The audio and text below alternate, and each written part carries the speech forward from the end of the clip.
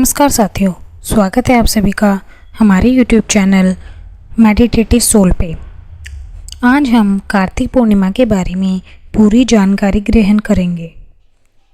इसकी पौराणिक कथा क्या है, महत्व क्या है और मान्यता पर भी प्रकाश डालेंगे। तो दोस्तों, वीडियो के लास्ट तक ज़रूर बने रहें ताकि आप सभी को इसके बारे में सब कुछ जानने को मिले। तो शुरू करते हैं।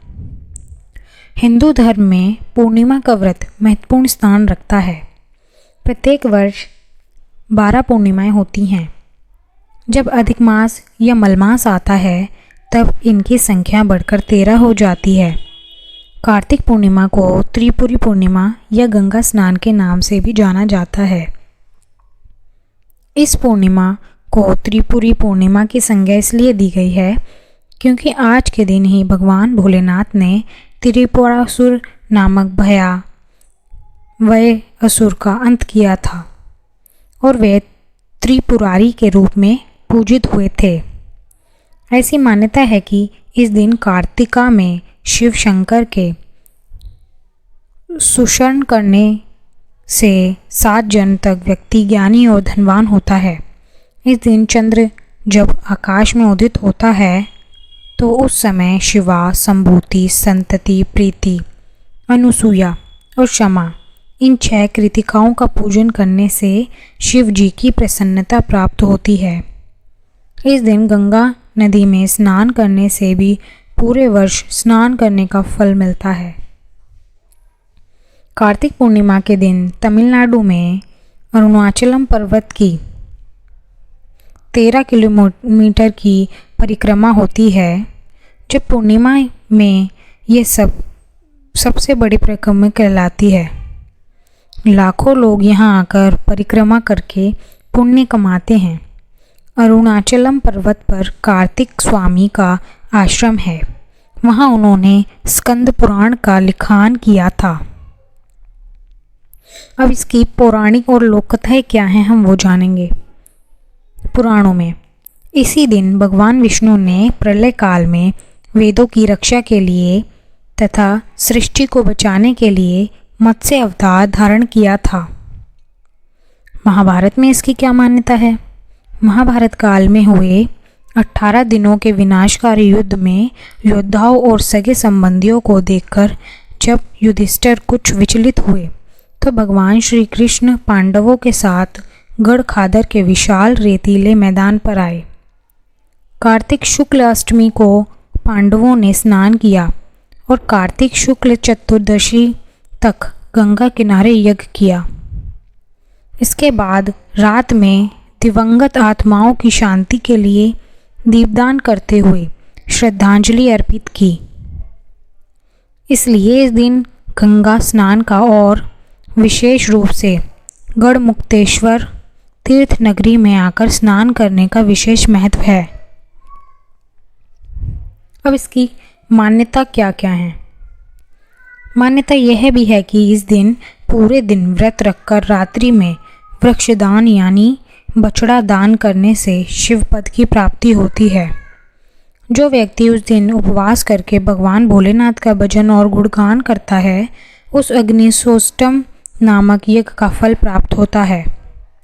इस पूर्णिमा को शैव मत में जितनी मान्यता मिली है उतनी ही वैष्णव मत में भी मिली है। अब इसके वैष्णव मत क्या हैं हम ये जानेंगे। कार्तिक पूर्णिमा को गोलोक के रास मंडल में श्री कृष्ण ने श्री राधा का पूजन किया था। हमारे तथा अन्य सभी ब्रह्मांडों से परे जो सर्वोच्च गोलोक है वहाँ दिन रात राधा उत्सव मनाया जाता है तथा रास मंडल का आयोजन होता है।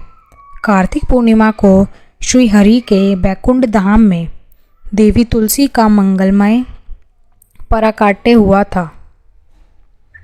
कार्तिक पूर्णिमा को ही देवी तुलसी ने पृथ्वी पर जन्म ग्रहण किया था।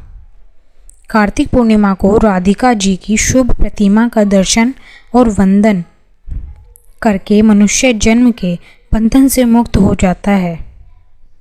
इस दिन बैकुंठ के स्वामी श्री हरि को तुलसी पर अर्पण करते हैं। कार्तिक मास में विशेषतः श्री राधा और श्री कृष्ण का पूजन करना चाहिए। जो कार्तिक में तुलसी वृक्ष के नीचे श्री राधा और श्री कृष्ण की मूर्ति का पूजन निष्काम भाव से करता है, उन्हें जीवन मुक्त समझना चाहिए। तुलसी के अभाव में हम आंवले के वृक्ष के नीचे भी बैठकर पूजा कर सकते हैं। कार्तिक मास में पराये अन्न, गाजर, दाल, चावल, मूली, बैंगन, घिया, तेल लगाना, तेल खाना, मदिरा, कांजी का त्याग करें। कार्तिक मास में अन्न का दान अवश्य करें।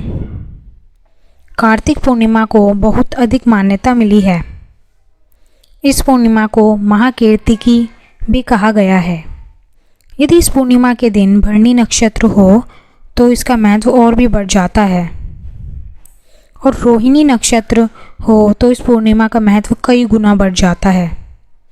इस दिन कार्तिका नक्षत्र पर चंद्रमा और बृहस्पति हो तो यह महापूर्णिमा कहलाती है। कार्तिका नक्षत्र पर चंद्रमा और विशाखा पर सूर्य हो तो पन्ने योग्य बनता है, जिसमें गंगा स्नान करने से पुष्कर से भी अधिक उत्तम फल की प्राप्ति होती है। अब दोस्तों, इसके महत्व क्या क्या हैं हम ये जानेंगे। कार्तिक पूर्णिमा के दिन गंगा स्नान, दीपदान, हवन, यज्ञ आदि करने से सांसारिक पाप और तप का शमन होता है। इस दिन किए जाने वाले अन्न, धन एवं वस्त्र दान का भी बहुत महत्व बताया गया है। इस दिन जो भी दान किया जाता है उसका कई गुना लाभ मिलता है। मान्यता ये भी है कि इस दिन व्यक्ति जो कुछ दान करता है वह उसके लिए स्वर्ग में संरक्षित रहता है, जो मृत्यु लोक त्यागने के बाद स्वर्ग में उसे पुनः प्राप्त हो जाता है। शास्त्रों में वर्णित है कि कार्तिक पूर्णिमा के दिन पवित्र नदी व सरोवर एवं धर्म स्थान में जैसे गंगा, यमुना, गोदावरी, नर्मदा, गंडक, कुरुक्षेत्र, अयोध्या, काशी में स्नान करने से विशेष पुण्य की प्राप्ति होती है। कार्तिक माह की पूर्णिमा तिथि पर व्यक्ति को बिना स्नान किए नहीं रहना चाहिए। तो दोस्तों, ये थी कार्तिक पूर्णिमा की पूर्ण कथा। इसको सुनने से आपको अवश्य ही धन की प्राप्ति होगी।